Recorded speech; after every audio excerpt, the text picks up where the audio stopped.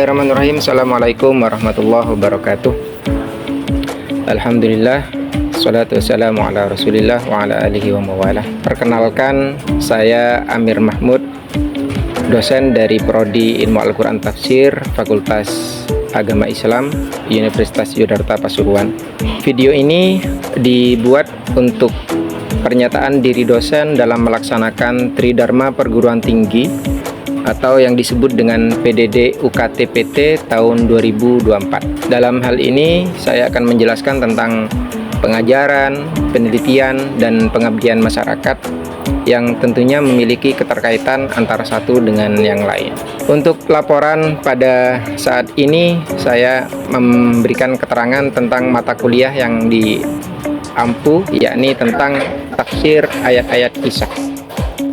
Mata kuliah ini adalah mata kuliah yang diajarkan pada semester 6, yakni mata kuliah praktek bagi keilmuan ilmu Al-Quran dan tafsir untuk menyajikan bagaimana seharusnya mahasiswa memiliki kemampuan untuk menafsirkan ayat-ayat yang ada di dalam Al-Quran. Oleh karena itu, saya menyajikan dengan 3 hal. Yang pertama dengan delivery, yang kedua dengan interaksi atau berdiskusi, kemudian yang ketiga dengan asesmen.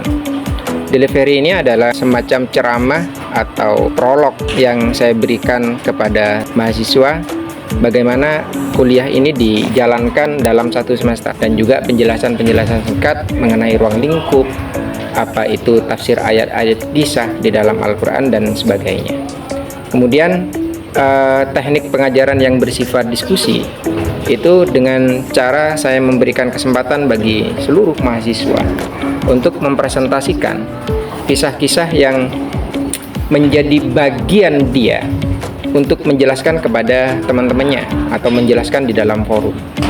Dan dari interaksi inilah kita akan ada diskusi interaktif antara satu mahasiswa dengan mahasiswa yang lain, bahkan juga dengan saya sebagai dosen pembimbing di kelas ini.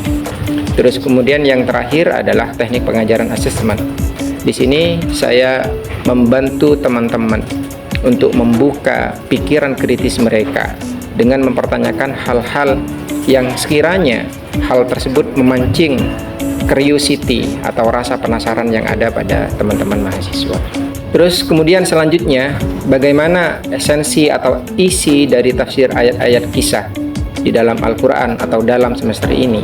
Banyak kisah di dalam Al-Quran, tetapi yang menjadi prioritas saat ini adalah kisah-kisah yang berkaitan dengan Nabi. Banyak Nabi Allah yang disebutkan di dalam Al-Quran, dan tentunya kisah Nabi itu akan memberikan pelajaran tertentu bagi kita mahasiswa atau pada masyarakat secara umum.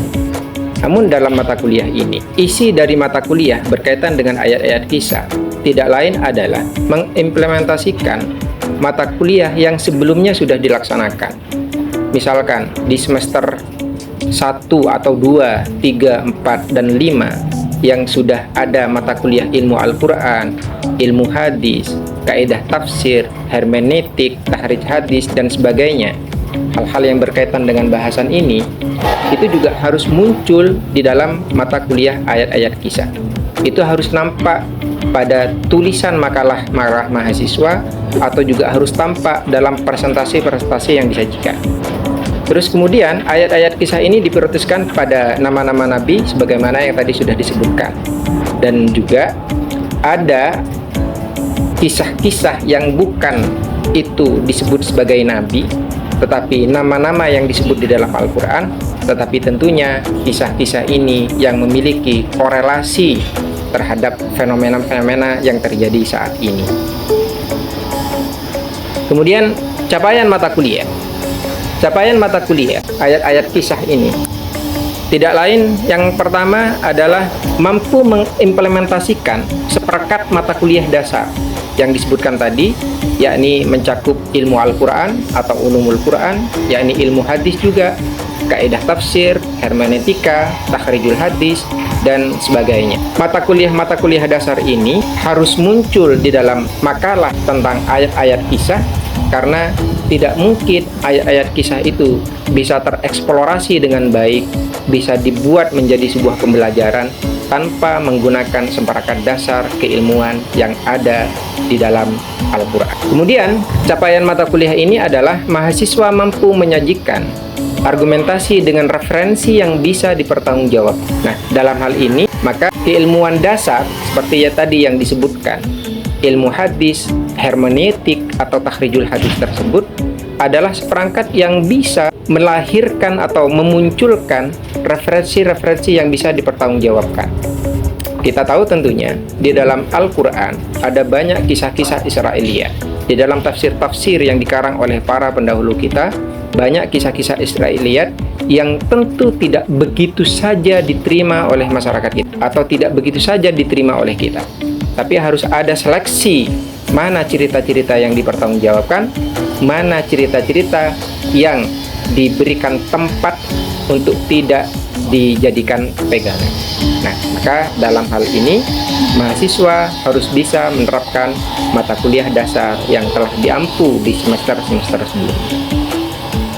Kemudian selanjutnya, capaian mata kuliah tafsir kisah adalah mahasiswa mampu menjelaskan kisah para nabi atau orang-orang yang disebut dalam Al-Quran.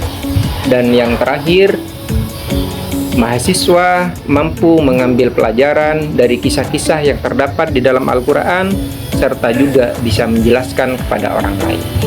Sehingga dengan capaian ini, maka mahasiswa akan memiliki paradigma yang baik, akan memiliki cara pandang yang baik, atau kalau misalkan kita kita sebutkan, mahasiswa bisa memiliki paradigma kenabian, bisa memiliki cara pandang kenabian yang pastinya akan sangat bermanfaat ketika menjalankan kehidupan di dunia.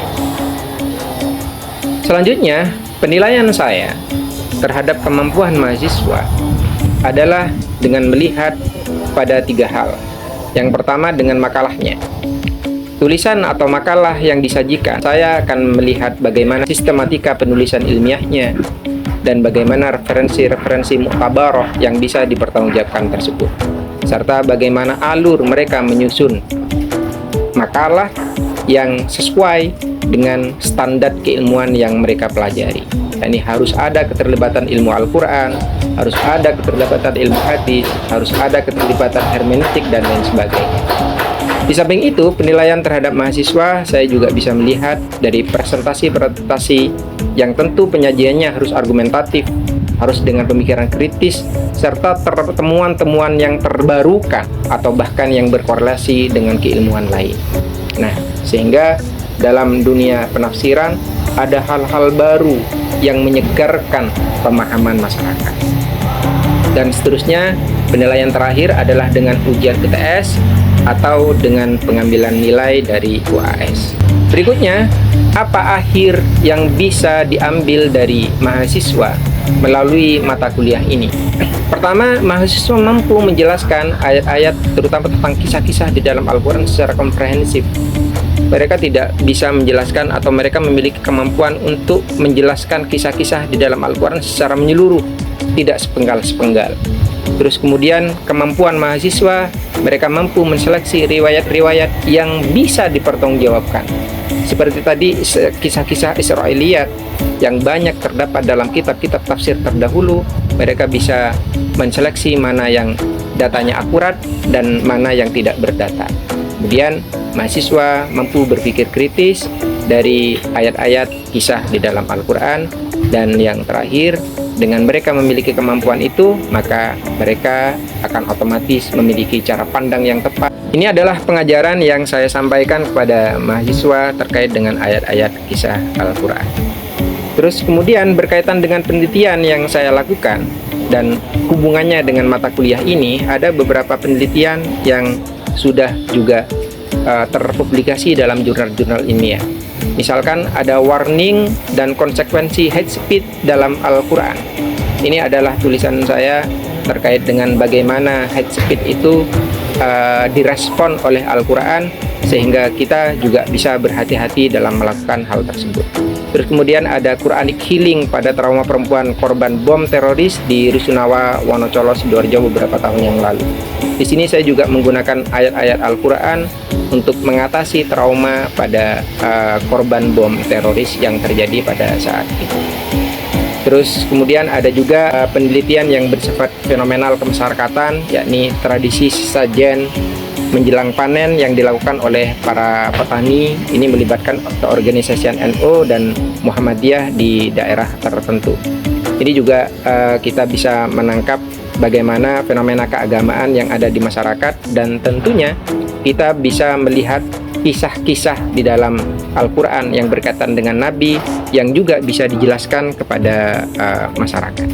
Kemudian hubungan saya dengan masyarakat secara langsung yang dijelaskan atau didekati dengan istilah pengabdian masyarakat, juga seringkali saya memberikan keterangan-keterangan kepada masyarakat melalui majelis-majelis taklim yang diselenggarakan di masjid-masjid tertentu. Saya sering memberikan kisah-kisah inspiratif melalui Al-Quran yang terutama berhubungan dengan kisah-kisah para nabi. Di sini saya pernah memberikan ceramah atau penjelasan kepada masyarakat tentang membaca eksistensi manusia dari kisah Nabi Adam. Ini dilakukan di salah satu masjid, namanya Masjid Al-Fat di Beratang, Surabaya. Ada beberapa masjid lain yang juga saya memberikan penjelasan yang sama, yang berhubungan dengan kisah para nabi. Ini adalah penjelasan yang berkaitan dengan mata kuliah tafsir ayat-ayat kisah Al-Quran. Dan untuk itulah video ini kami buat, dan juga untuk melengkapi saya sajikan contoh bagaimana pembelajaran kelas mata kuliah tafsir ayat-ayat kisah dalam Al-Quran dalam video pada penjelasan ini. Bismillah, alhamdulillah, syukurillah, la hawla wa la quwata illa billah. Salatu wassalamu ala rasulillah wa ala alihi wa mawalah wa ba'dah. Kita melanjutkan diskusi kelas kita tentang tafsir ayat-ayat kisah yang seperti biasa ini sudah kelompok ke-7 ya. Hayami yang bertugas untuk menyajikan presentasi saat ini tentang Nabi Yakub ya. Kisah kali ini adalah kisah Nabi Yakub. Oke, untuk mempersingkat waktu, silakan Hayami di depan dan presentasinya singkat padat ya. Oke, assalamualaikum warahmatullahi wabarakatuh.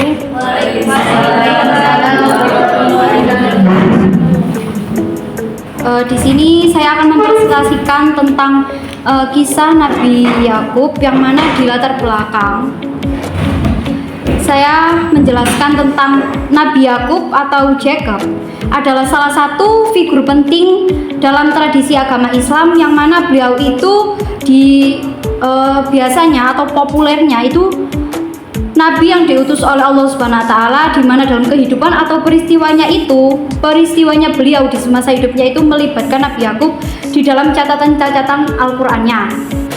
Di dalam catatan Al-Qur'an atau kitab suci umat Islam, serta dalam tradisi atau literatur Islam lainnya, di mana tafsir ayat-ayat yang berkaitan dengan Nabi Yakub merupakan bagian terpenting dalam studi agama Islam, karena memberikan pemahaman yang lebih dalam tentang kehidupan, ajaran, dan pesan-pesan yang termuat untuk beliau dan untuk umat manusia.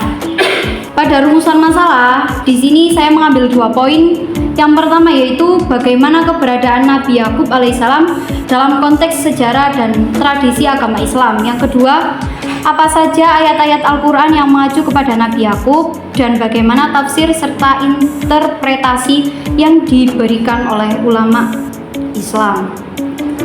Pada pembahasan yang pertama ini, keberadaan Nabi Yakub yang disebut dengan Jacob tadi dalam tradisi Yahudi dan Kristen merupakan figur yang memegang beberapa peran penting dalam sejarah agama Islam. Beliau ini lahir sebagai putra dari Nabi Ishak yang merupakan anak dari Nabi Ibrahim dan Sarah. Nabi Yakub yaitu memiliki silsilah yang terhormat dan keturunan para nabi, yang dimana kisah dalam hidupnya penuh dengan warna dan peristiwa-peristiwa yang melibatkan beliau memberikan gambaran tentang kepemimpinan spiritual dan keberadaannya sebagai nabi dalam komunikasi Bani Israel. Yang kedua, di sini saya mengambil ayat yang mana memfokuskan tentang ketuhanan. Pada ayat-ayat tafsir tentang Nabi Yakub, Al-Baqarah ayat 133,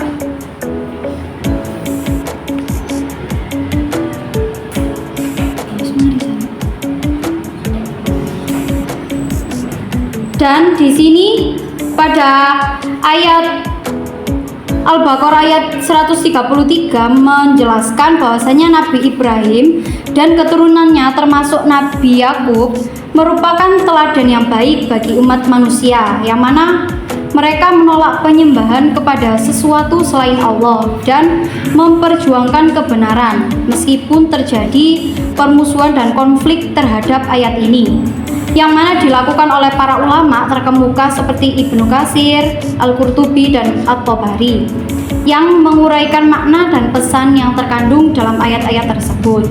Untuk kesimpulannya, kisah Nabi Yakub merupakan bagian yang penting dari warisan spiritual untuk kita umat Islam beragama.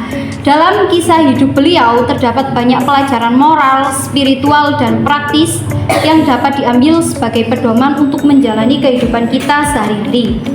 Melalui analisis terhadap ayat-ayat Al-Quran tersebut yang berkaitan dengan Nabi Yakub serta tafsir dari para ulama terkemuka, kita dapat memperoleh pemahaman yang lebih tentang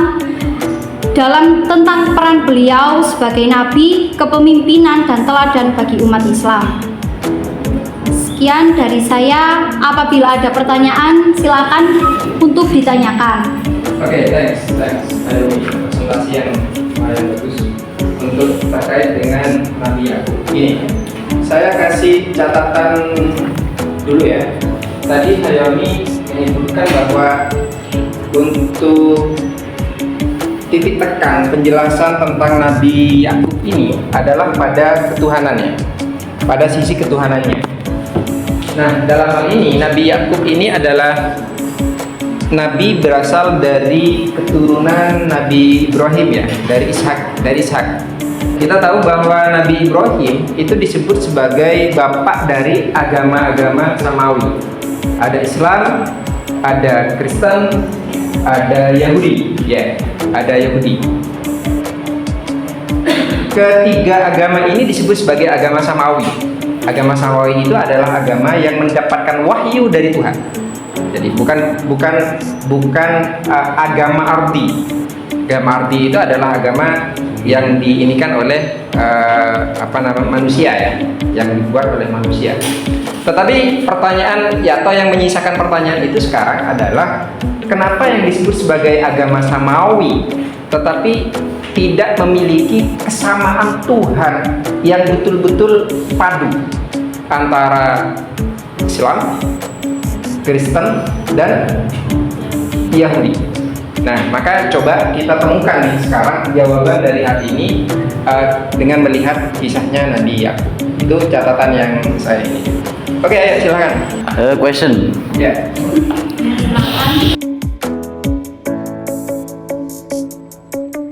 Kan gini, tadi Nabi Yakub adalah sangat penting untuk studi Islam.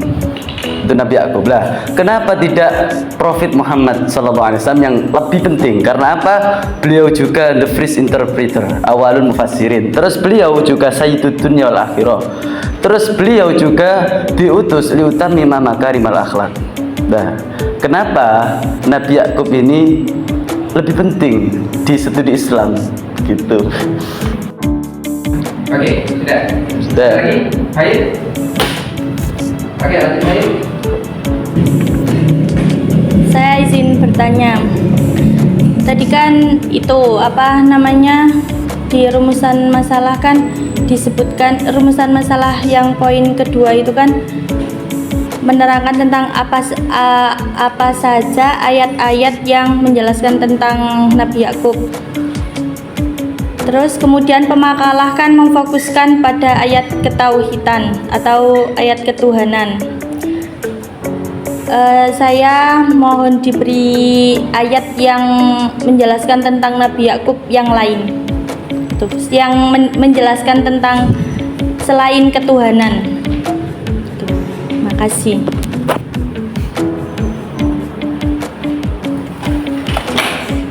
Oke. Silakan dulu, yang dua pertanyaan dulu ya. Sekamanya ya. Oh iya. Mungkin kenapa kok lebih penting, karena di sini beliau itu merupakan sebagian besar dari tanda-tanda yang mana beliau ini lebih menunjukkan betapa pentingnya posisi beliau dalam rentetan sejarah kenabian dan dalam ajaran Islam secara keseluruhan. Secara posisi Nabi Muhammad kan masih di bawah sendiri, Nabi terakhir kan, gitu. Mungkin sejarah kerentetannya itu lebih banyak di Nabi Yakub daripada di Nabi Muhammad sendiri. Tuh. Oke, yang sampai di sini dulu ada tanggapan dari yang lain.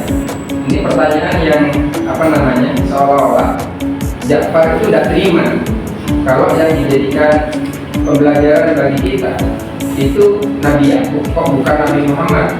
Sedangkan Nabi Muhammad itu adalah Sayyidul Dunia wal Akhirah katanya tadi ya. Gimana? Silakan. Yang lain bisa nanggapi. Setelah kita Izin menanggapi ya Pak. Ya. Kalau tadi kan katanya Ja'far itu kenapa kok tidak Nabi Muhammad? Kenapa kok Nabi Yakub yang lebih dijadikan contoh gitu nih Pak? Sebenarnya kalau dilihat untuk kisahnya semua nabi itu bisa kita jadikan acuan atau patokan dalam kehidupan kita. Jadi tidak hanya setiap nabi itu membawa membawa kisah yang berbeda yang tentunya bisa kita jadikan contoh untuk di kehidupan kita saat ini atau sebagai acuan kita dalam menjalani kehidupan sekarang ini. Jadi kalau pertanyaannya tadi kenapa kok tidak Nabi Muhammad, itu sebenarnya sama saja. Jadi kayak setiap nabi itu membawa teladan yang berbeda-beda untuk kita, maksudnya untuk kita sekarang gitu Pak. Mungkin itu saja. Ada tanggapan lain? ada lagi menanggapi tentang pertanyaan Ja'far tadi terkait dengan kenapa kok bukan Nabi Muhammad? Apa kira-kira yang menjadi poin? Mungkin dilihat dari agama yang dibawa oleh nabi-nabi sebelumnya. Kenapa Nabi Muhammad itu sebagai pamungkas penutup para anbiya? Dikarenakan agama sebelumnya ini dijadikan contoh. Kenapa dijadikan contoh? Mengapa akhirnya agama Islam ini sebagai penyempurna agama-agama sebelumnya? Jadi contoh tersebut bisa kita ambil karena apa? Karena nabi-nabi sebelumnya ini mengajarkan keesaan atau ketauhidan kepada Allah Subhanahu wa taala. Lalu di akhir kisah tersebut ada nabi yang diutus oleh Allah, yaitu Nabi Muhammad SAW sebagai penyempurna agama-agama sebelumnya. Mungkin begitu, Pak. Ya. Jadi untuk tentang nabi itu kenapa tidak hanya fokus pada Nabi Muhammad, itu di setiap jenjang kenabian itu pasti ada satu ibrah, pasti ada satu pelajaran yang sangat bermanfaat bagi kita. Bahkan kita akan bilang begini, kisah tentang nabi sebelum Nabi Muhammad bisa jadi itu menjadi bahan untuk memotivasi Nabi Muhammad itu sendiri. Yang pertama. Yang kedua, kisah yang disampaikan oleh Al-Quran berkaitan dengan Nabi ingin menunjukkan bahwa agama itu memang satu yang diakui benar oleh Tuhan. Agama itu hanya satu yang diakui benar oleh Tuhan.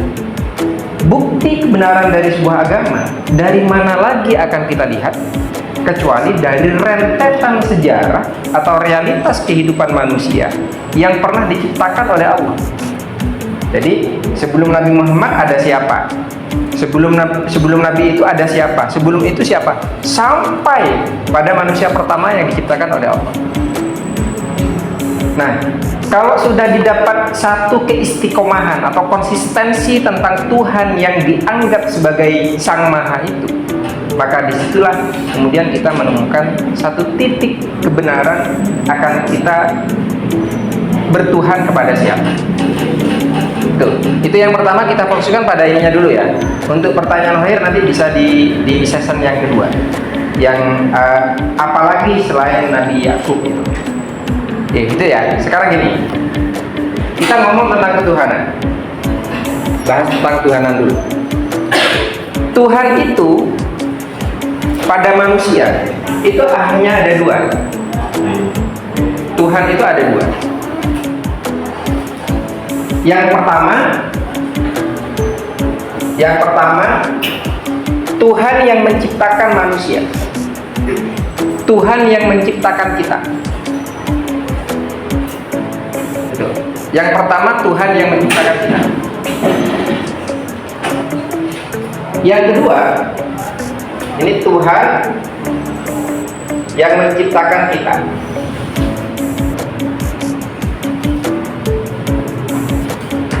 Yang kedua, Tuhan yang diciptakan oleh kita. Tuhan itu hanya ini. Kalau Tuhan yang pertama, ini Tuhan yang misteri. Saya kira demikian yang bisa saya jelaskan terkait dengan perlengkapan pernyataan diri dosen dalam melaksanakan Tridharma Perguruan Tinggi atau PDD UKT PT tahun 2024. Terima kasih banyak, mohon maaf atas segala kurangnya. Ihdinas siratal mustaqim. Assalamualaikum warahmatullahi wabarakatuh.